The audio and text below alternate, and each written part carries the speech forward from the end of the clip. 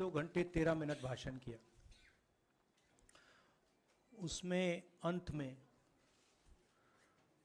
2 minute उन्होंने मणिपुर की बात की।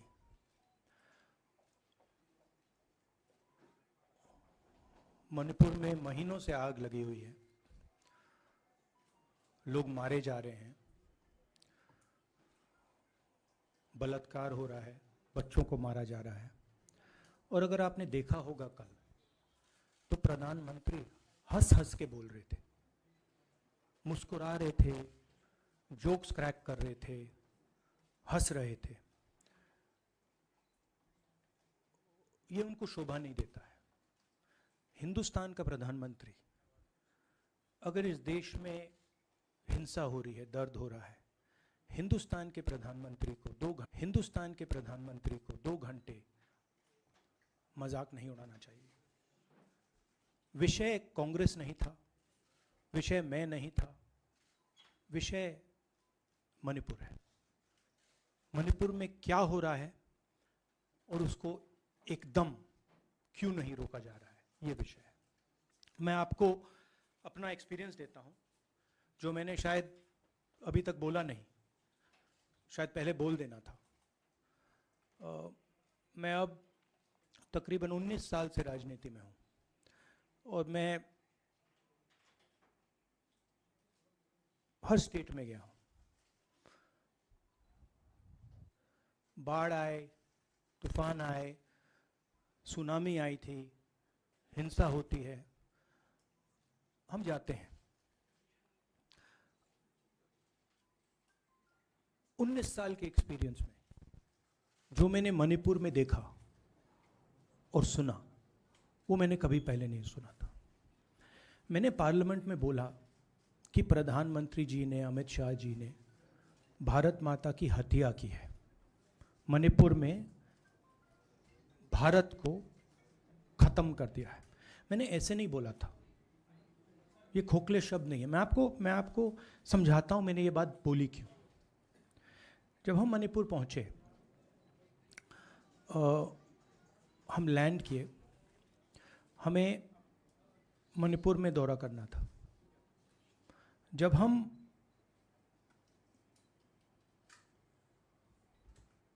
मेते एरिया में गए, हमें साफ कहा गया था कि अगर आपकी सिक्योरिटी डिटेल में कोई भी कुकी होगा, उसको आप यहां मत लाइए क्योंकि हम उसको मार देंगे। और जब हम कुकी के एरिया में गए, हमें कहा गया अगर कोई मेते आपकी सिक्योरिटी डिटेल में होगा, उसको आप मत लाइए, उसको हम गोली मार देंगे। हम जब गए, हमें मेतेज को परे करना पड़ा, हमें कुकीज को परे करना पड़ा। मतलब एक स्टेट नहीं है, आज 2 स्टेट है। स्टेट की हत्या कर दी गई है और उसको चीर दिया गया है। इसलिए मैंने बोला हिंदुस्तान की हत्या मणिपुर में बीजेपी ने कर दी है। और जब मैंने कल प्रधानमंत्री को देखा हंसते हुए, मजाक उड़ाते हुए, मैं समझ नहीं पा रहा था कि हिंदुस्तान का प्रधानमंत्री इस प्रकार से कैसे बोल सकता है। प्रधानमंत्री को यह पता नहीं लग रहा है कि हमारे देश में क्या हो रहा है। छोड़िए, नहीं जाना चाहते हैं, उसके भी कारण है, शायद मैं बता नहीं सकता हूं आपको, उसके कारण है। मगर अगर जा नहीं सकते हैं तो मणिपुर के बारे में बोले तो।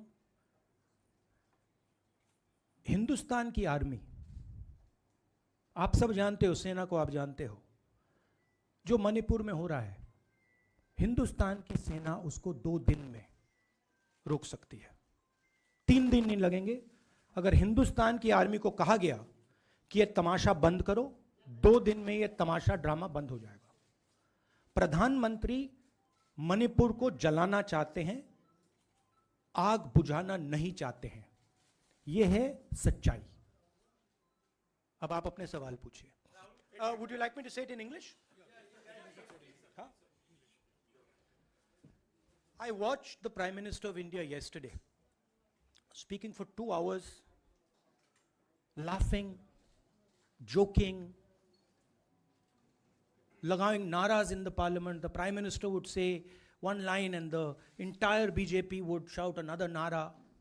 You know, the Prime Minister seems to have forgotten that the state of Manipur is on fire and has been on fire for 4 months. Women and children are dying over there. People are being murdered. Women are being molested, are being raped. And the Prime Minister of India is sitting in the middle of the parliament, shamelessly laughing. This is not about Rahul Gandhi. This is not about the Congress party. This is not about the opposition. This is about India. It's about our country. A state has been decimated. It has been destroyed. It does not exist anymore. And it has happened because of the politics of the BJP. Divide and rule and burn. That is why in my speech I said, Bharat Mata has been murdered in Manipur. It's very interesting. For the first time, the words Bharat Mata have been expunged from the parliament. It's an insult to those words. Whatever I said that is wrong. I have said Bharat Mata, which is an idea, which is the idea of India, where everybody lives peacefully, harmoniously, with affection, has been killed in Manipur. It's a fact. So, the word itself now cannot be spoken by the people of India. We cannot say Bharat Mata in parliament.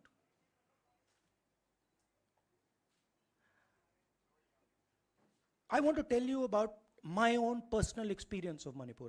I've spoken to you about, I spoke in parliament about the women I met, the pain I heard, but I want to tell you why I said India has been murdered in Manipur.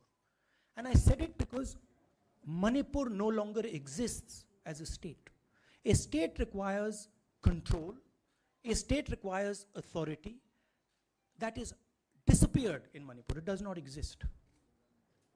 And I saw this with my own eyes.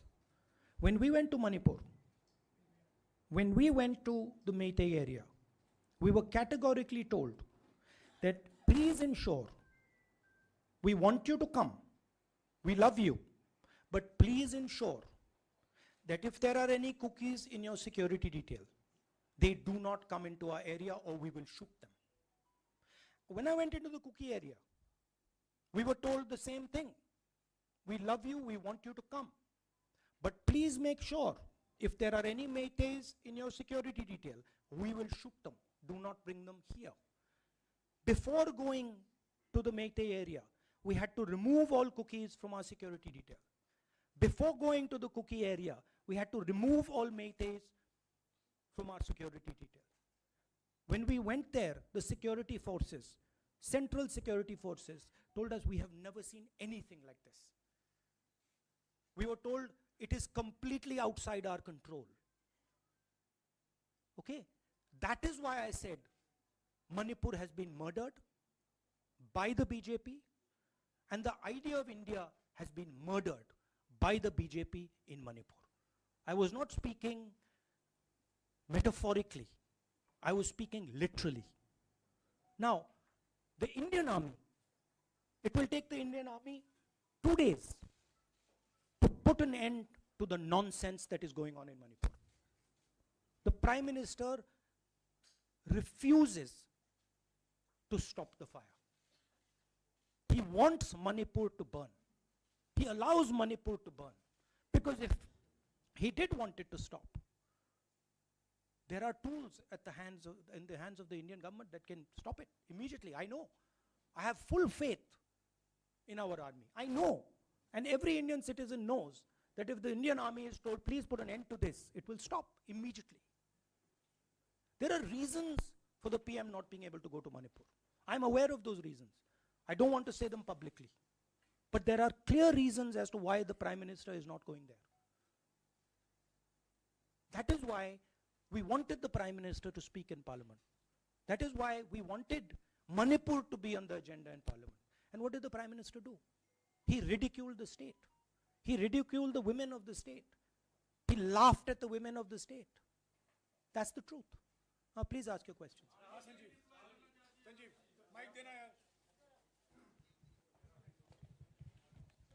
Finally, I just want to say one thing again in English. See, the Prime Minister, when he becomes Prime Minister, he ceases to be a politician. He becomes the representative of the voice of this country. The politics should be put aside. And the Prime Minister should speak not as a petty politician, as the leader of a political party, but the Prime Minister should speak with the weight of the Indian people behind him. And it's tragic to watch Mr. Narendra Modi. It's sad, because the Prime Minister does not understand what he actually is. He is our representative. He's my representative. He's all our representative. And watching the Prime Minister spend 2 hours talking about the Congress, talking about the opposition, making ridiculous remarks about the name, this really does not do justice to an Indian Prime Minister. I've seen Prime Ministers from the Congress party, I've seen Prime Ministers from the BJP, I've seen Mr. Vajpayee, I've seen Mr. Dev Gowda. None of them have ever done this. There's a complete misunderstanding in the mind of Narendra Modi ji about what the Prime Minister of India is. Rahul ji, you wanted the Prime Minister to speak in Parliament, and now that he's spoken, and you've said that he wants Manipur to continue to burn. So what is the Congress Party's next step to retrieve Manipur and save it? The only conclusion I can draw, because the Prime Minister has tools in his hand that can stamp out the fire in Manipur certainly within 3 or 4 days. But for some reason he's refusing to use those tools. Right? The Prime Minister could at least go to Manipur, talk to the communities, and say, I'm your Prime Minister. Let's start talking. It will be taken seriously. So I don't see any intention. Rahul ji, कल ये भी प्रधानमंत्री ने अपने भाषण में कहा कि 2018 में ये लेके आए थे, 2023 में विश्वास प्रस्ताव लेके आए और 2023 में भी लाएंगे। तो एक तरीके से उन्होंने साफ तौर पर ये कह दिया कि मैं तो हमारी सरकार अगली बार भी बन रही है। एक पॉलिटिकल बात भी उन्होंने कही। तो आप उनके पूरे भाषण को आप ये कह रहे हैं कि वो पॉलिटिकल भाषण ज़्यादा था, मणिपुर पे बात बहुत कम थी, तो इसको कैसे देखते हैं? नहीं, भाषण हिंदुस्तान के बारे में नहीं था, भाषण नरेंद्र मोदी जी के बारे में था। वो अपनी राय, अपनी राजनीति, अपने एम्बिशंस वो आपको दे रहे थे। सवाल ये नहीं है कि नरेंद्र मोदी जी 24 में प्रधानमंत्री बनेंगे या नहीं। सवाल ये है कि मणिपुर जल रहा है, महिलाओं का बलात्कार हो रहा है, लोग मारे जा रहे हैं। सवाल ये है, अगर ये प्रधानमंत्री कहना चाहते हैं तो ये पब्लिक मीटिंग में कहें। मजाक बनाना चाहते हैं तो जब मणिपुर नहीं चल रहा है तो करें। बट प्रधानमंत्री को ये समझ आनी चाहिए, बात समझ आनी चाहिए कि पार्लियामेंट में जो चर्चा हो रही थी वो उनके बारे में नहीं थी, वो मणिपुर के बारे में थी। सर नमस्कार। कल प्रधानमंत्री ने बार-बार कांग्रेस का नाम लिया और ये आरोप लगाया कि नॉर्थ ईस्ट और मणिपुर की सारी समस्याओं के कांग्रेस जिम्मेदार। आप क्या जवाब देंगे? नहीं, अभी मैंने बोला ना, वही तो जवाब है। मुझे प्रधानमंत्री को जवाब देने की जरूरत नहीं है। मैं सिर्फ ये कह रहा हूं कि एक स्टेट की हत्या की गई है, भारत माता की हत्या कर दी गई है मणिपुर में। भारत माता की हत्या मणिपुर में कर दी गई और प्रधानमंत्री लोकसभा में मजाक उड़ा रहे हैं, हंस रहे हैं, नारे लगवा रहे हैं। मुझे क्या जवाब देने की जरूरत है?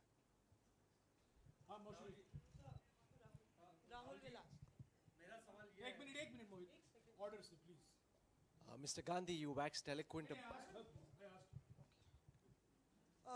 राहुल, आपने बोला कि प्रधानमंत्री ने बोला सदन में कि गृह मंत्री अमित शाह ने विस्तार से जवाब दे दिया। अमित शाह साहब ये कहते हैं कि मणिपुर के सीएम को हटाने की जरूरत इसलिए नहीं है क्योंकि उन्होंने हमारी पूरी बात सुनी और वो कभी भी कोई हमने डीजीपी चेंज किया, डीजीपी चेंज कर दिया, उन्होंने जो भी प्रशासनिक व्यवस्था हम चेंज करना चाहते थे, इसलिए मणिपुर सीएम को हटाने मणिपुर की सीएम जब मैं मणिपुर गया, मणिपुर सीएम ने जो मणिपुर में हजारों वेपन्स जो लूटे गए, वो मणिपुर सीएम के नीचे ही हुआ। तो क्या अमित शाह चाहते थे कि ये हजारों वेपन्स लूटे जाएं?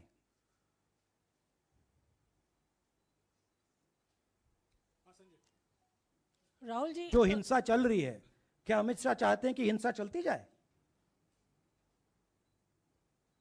चीफ मिनिस्टर उसको रोक नहीं पा रहा है। अमित शाह जी कह रहे हैं कि भैया वो हमारी बात मान रहा है, तो क्या आप चाहते हैं कि मणिपुर चलता जाए?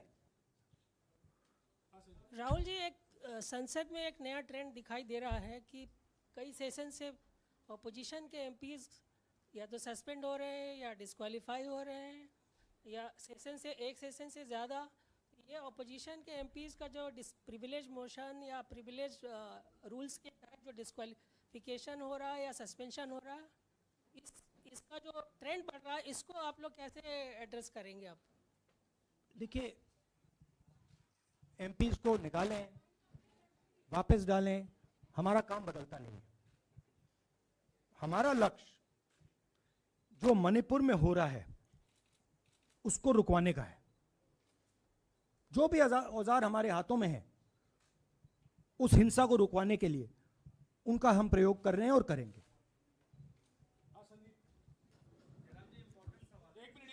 Yeah, Mr. Gandhi, you talked about using the army, deploying the army to control violence. You spoke that in Parliament.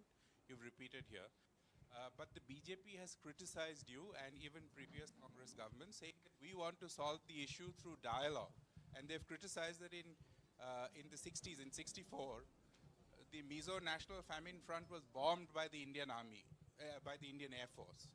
So they said that, you know, they do not believe I have never heard in my entire career, I have never been told anywhere I have been in India that if you take this person as a security officer with you, we will put a bullet in his head. I have never heard it. And I heard it twice in Manipur. That means there is no dialogue in Manipur. There is pure violence taking place in Manipur. The first step is to stop the violence, put an end to it. I point out the army, but what I mean is that the Prime Minister has multiple instruments in his hands. He's not using them. It's been burning for 4 months. He's doing nothing and he's laughing. I'm amazed people can't see this, that he's sitting in Parliament and laughing. Jairam ji, Last question. Jairam जी, मोहित दुबे हूँ news nation से। आपने 37 minute का भाषण। जयराम जी, राहुल जी नहीं मतलब आप मुझसे जयराम कर रहे हैं या उनसे? राहुल जी, जय सिया राम। राहुल जी, आपने 37 मिनट का भाषण लोकसभा के भीतर दिया और 37 मिनट में सिर्फ आपको करीब 14 मिनट ही दिखाया गया, बाकी आपके चेहरे पे कैमरा नहीं था। और आप मणिपुर गए, मैक्सिमम टाइम आपने मणिपुर के ऊपर बोला। इस परंपरा को आप किस तरीके से देखते हैं? पता नहीं, शायद कॉन्ट्रडिक्शन है। शायद पीएम मेरा चेहरा टीवी पे नहीं देखना चाहते, मगर फिर पीएम मेरी वीडियो के बारे में बात करते हैं। तो पता नहीं क्या है, बट मुझे लगता है शायद उनको मेरा चेहरा टीवी पे देखना अच्छा नहीं लगता।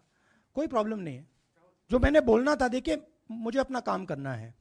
मैं जानता हूं कि मीडिया पे कंट्रोल है, लोकसभा राज्यसभा टीवी पर कंट्रोल है, वो उसके बारे में मैं कुछ ज़्यादा नहीं कर सकता हूं, मगर मुझे अपना काम करना है। मैं अपने काम को करता हूं। जहां भी भारत माता पर आक्रमण होगा वहां मैं आपको खड़ा मिलूंगा, भारत माता की रक्षा करते हुए मिलूंगा।